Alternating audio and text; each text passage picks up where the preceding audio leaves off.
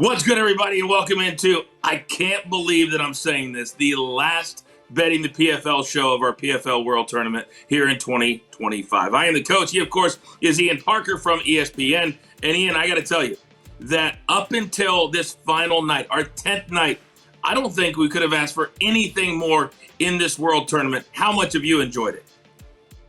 I've enjoyed it tremendously. I think it's surpassed expectations. I think the best case scenario has happened in every which way and form. We've had huge underdogs. We've had fighters like Liz Carmouche who've showed us that age is just a number, going out there and getting knockouts. We've had prospects such as Thad Jean rise to the top. The PFL provides opportunity, and these fighters are taking it.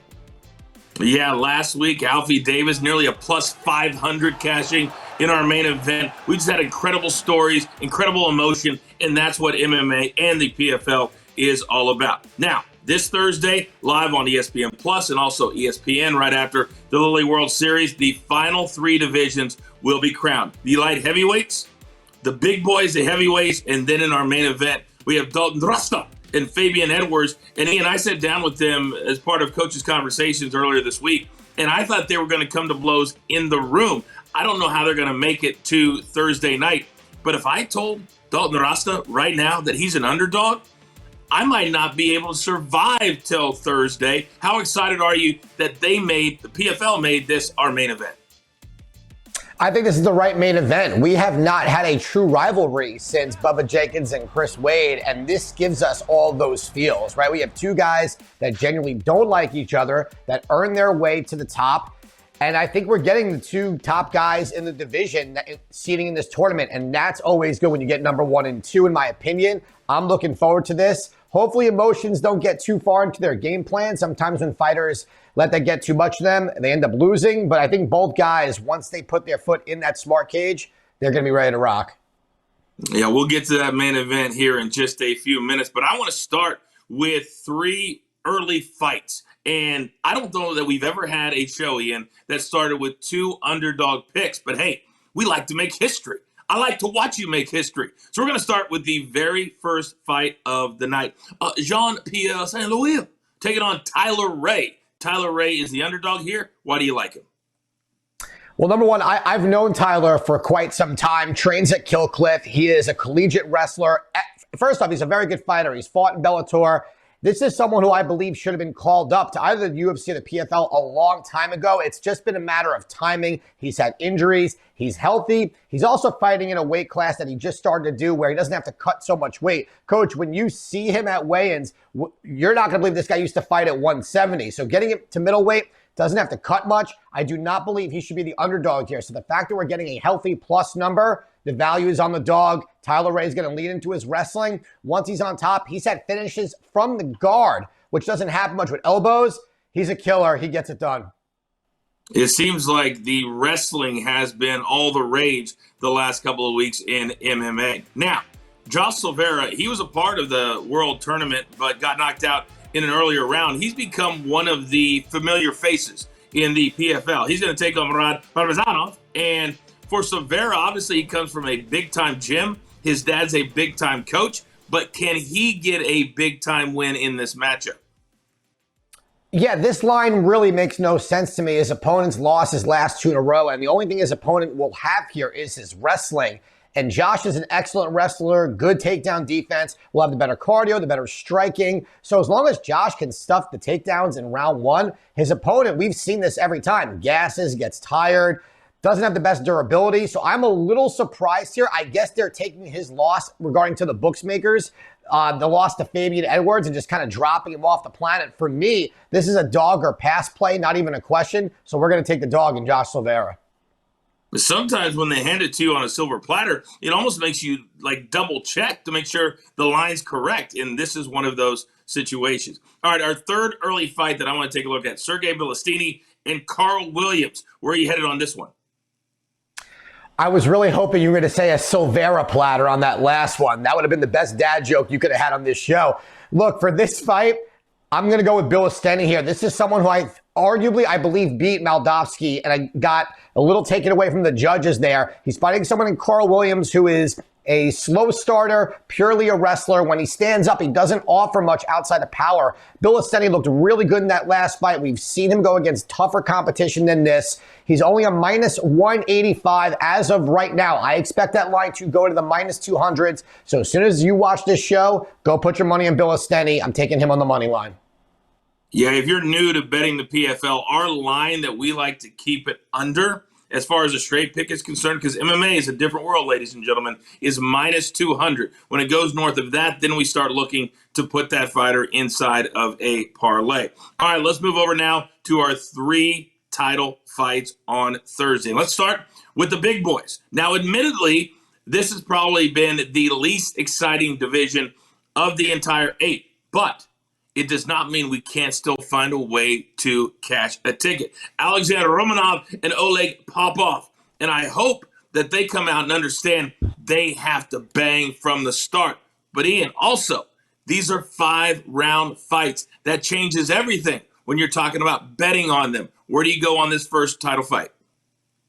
Well, Coach, I can put it out there. I don't believe this fight has a chance in you know what to go the distance. And that's just because of someone, Alexandr Romanov, who does not have a good gas tank. The only way that he survives even 3 rounds is if he's allowed to dictate the pace. Not going to happen against a guy in Popov who's going to pressure and go for the takedown himself. Now, he's also become a little bit of a grinder. I think it's due to some hesitancy over last year when he was finishing guys, then he got submitted by Goltsov. He's not going to get submitted by Romanov if Romanov is on his back. So, Coach, what you told the audience about the minus 200 rule, I have to break it here. And you know I don't like to do it because right now that number is sitting a little above it. But as you also say, the juice sometimes is worth the squeeze. I believe it is. Romanov, if he doesn't win this in round 1, he will lose this in round 2. Popov has the durability, the wrestling to match it. I believe that he is going to rope-a-dope a little bit in round 1, survive the takedowns, get it done in round 2. Give me Popov right now at the money line. If it gets above a minus 220, take Popov to win inside the distance. All right, very, very good. And also Thursday night on the pre-fight show, we'll have Parker's parlay, maybe a long shot parlay, so there may be other opportunities to get this heavyweight fight into a range you're comfortable with. Now, let's move over to the second title fight, the light heavyweights. And Sullivan Cauley is kind of this all-American boy. He would come up to me before every fight and say, Coach, I'm going to do it this way, and he did it. I'm going to do it this way, and he did it. But he takes on a guy that's become synonymous with the PFL. Shoeface, Antonio Carlos Jr. Where do we go here? This line, as of last night, was a minus 110 each side. Now Sullivan Cauley is climbing as the favorite. So I'm assuming that number is going to keep going as well. I like him. I don't love him in this place because we just saw Shoeface come out and win a fight using his striking and not even having to grapple this much. Here's where I find this fight very interesting, Coach. Sullivan Cauley, also a collegiate wrestler, Golden Gloves boxer. The only place where he may lose this fight is in a scramble and if Shoeface gets the back, because once he's on your back and does the whole Brazilian backpack, you're going to sleep, you're going nighty-night. However, this fight, 1, doesn't go the distance. At the current number, I will take Sullivan Cauley. Fight start on the feet. He's got the better striking. He's got crazy power. We just saw durability and cardio out of him against Phil Davis. We're going with the young gun in Cauley. I'm telling you, the theme is this season is new place, fresh face, and I'm sticking with it. Cauley gets it done. I love that you just said that because a lot of these kids, the men and the women, understand that PFL is now a place that if they come, they're successful and they're exciting. This is a place they can call home for many, many years to come. All right, now it's time for our main event of the evening. And you rarely have 2 guys that come from completely different perspectives and worlds. You have Dalton Rosta, who looks like his moniker, Hercules. He wasn't even in this tournament. He told me yesterday, he says, Coach, I saw the 8 names that were supposed to be in this tournament, and I was like, which one of them is better than me? Then he got Fabian Edwards. It was kind of a new start to his career after a few stumbles, and he has looked absolutely fantastic as a main event fighter. They are now both in the main event, and they have to collide Thursday for the PFL World Tournament middleweight title.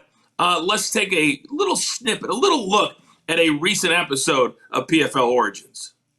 I'm going to win the PFL World Tournament.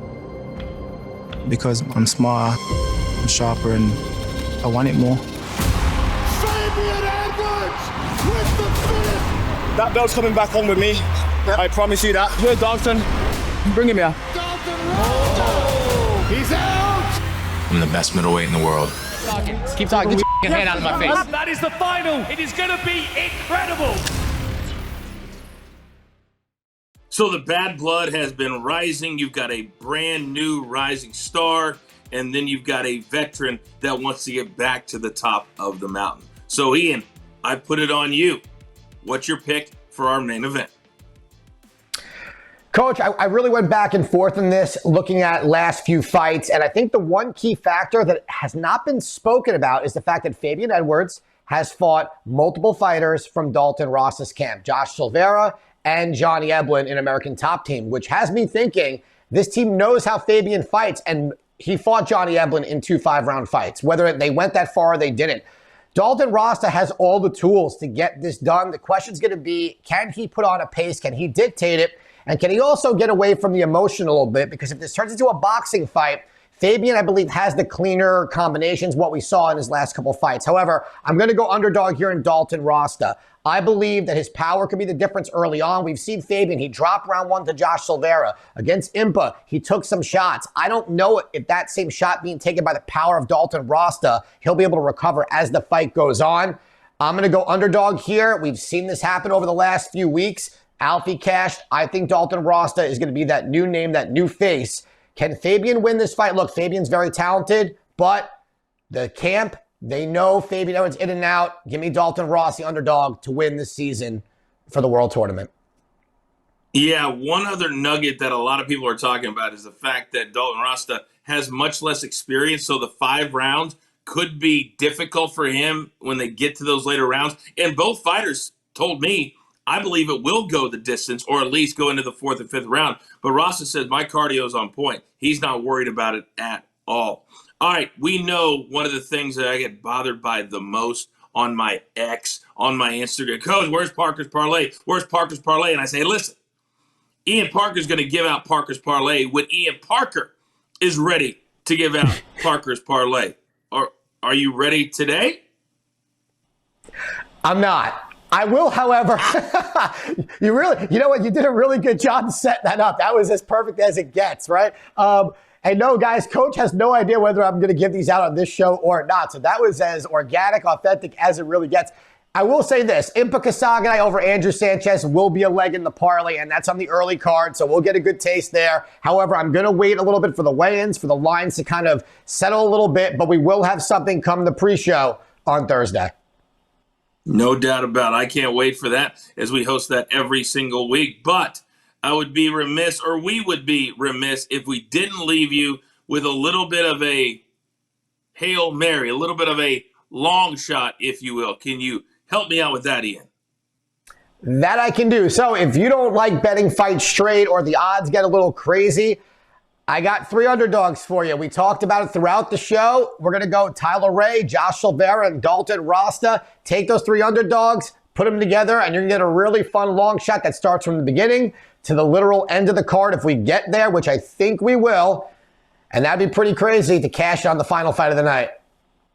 It really, really would. And I can tell you that this has been an amazing year, an amazing world tournament. And we're really starting to set up for things to really explode in 2026. We're going to have our world champions. Then every single one of these world tournament winners will be the #1 contenders for those world championships. So tune in Thursday to find out who the next 3 #1 contenders and $500,000 richer fighters are going to be. Now, here's the schedule. 5:30 p.m. Eastern on ESPN Plus for the pre-fight show. You don't want to miss that.